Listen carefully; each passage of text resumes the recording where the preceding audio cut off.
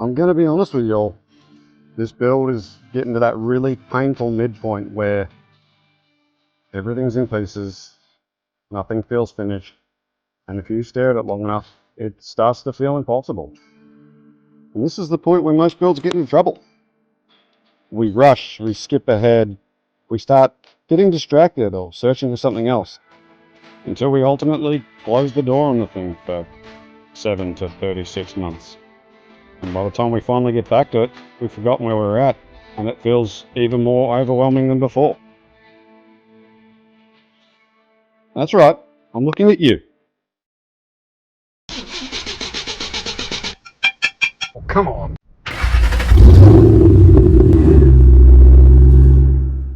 And that's how a good project turns into a marketplace bargain.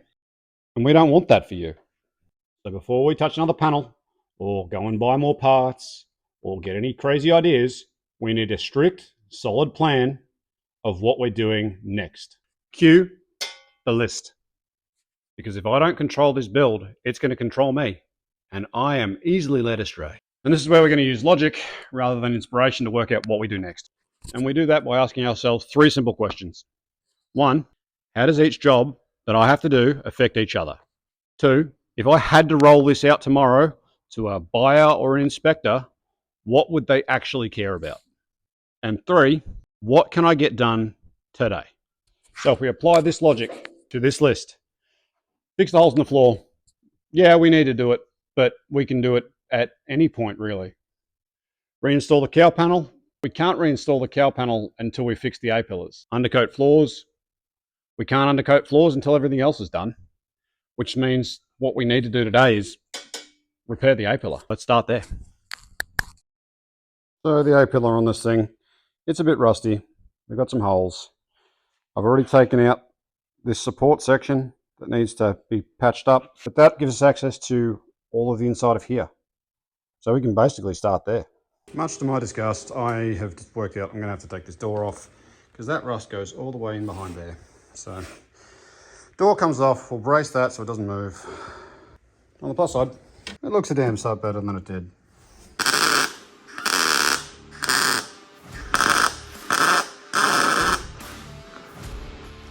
Okay, we've done our repairs. It's not perfect. It's solid, it's going to be under everything. I'm happy enough with it. Wow, the camera picks up every little divot. Wild. And from here it's just making up patches, cutting out pieces, and tacking it all together. Try and make it look as pretty as possible with as little grinding and as little paint as needed.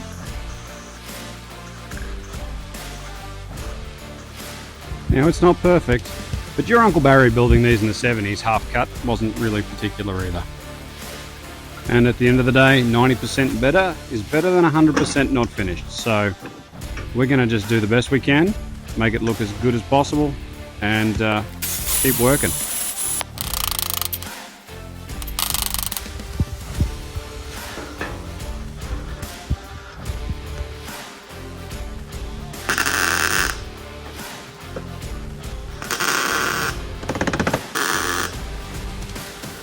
And for a guy building stuff in his shed, it didn't come up too bad. Pretty happy. Okay, we got our first test fit up, and I am pretty happy with that.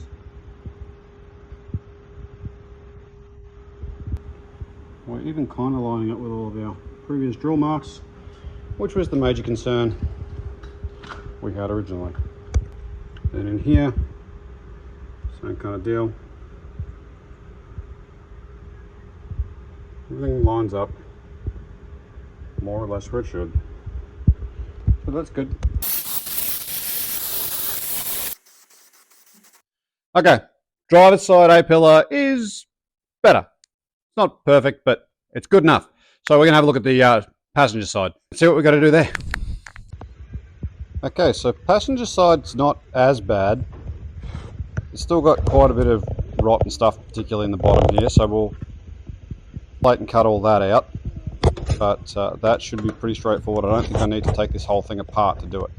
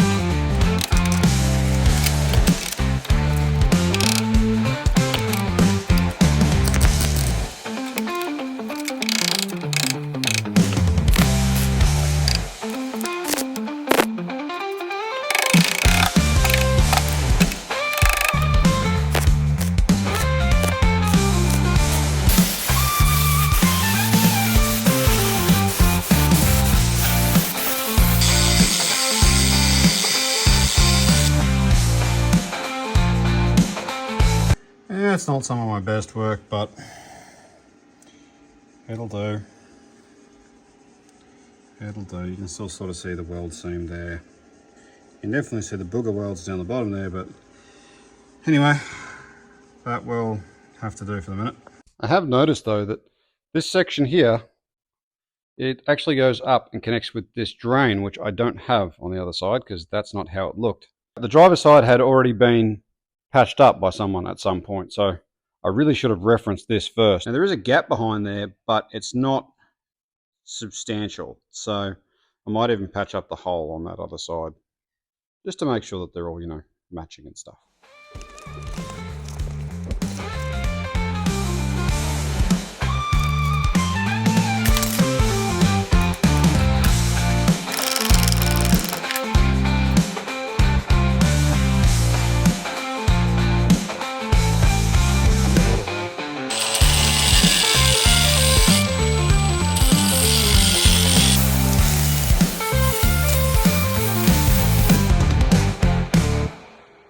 It's not bad. It'll do. Again, everything under it's solid, so just this bit to go, and then we've got to get everything else back where it needs to go.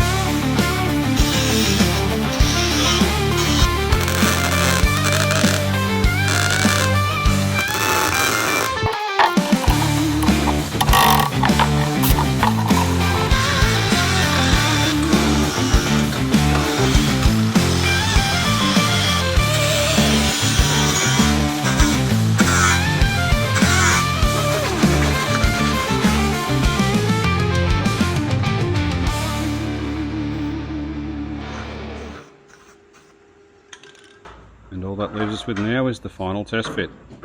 Did we do all of this properly? So far, everything's lining up. Holes are all where they should be. And the fit's pretty good. A little bit of quick dispersion and see what you think. Not bad.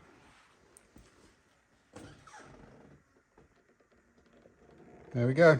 It's all in, done, and looking good.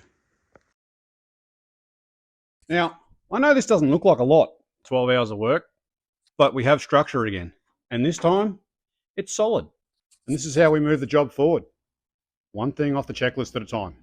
So, if you're feeling stuck, pick one thing and tick it off the list. Thanks again for watching. I'll catch you in the next one, guys.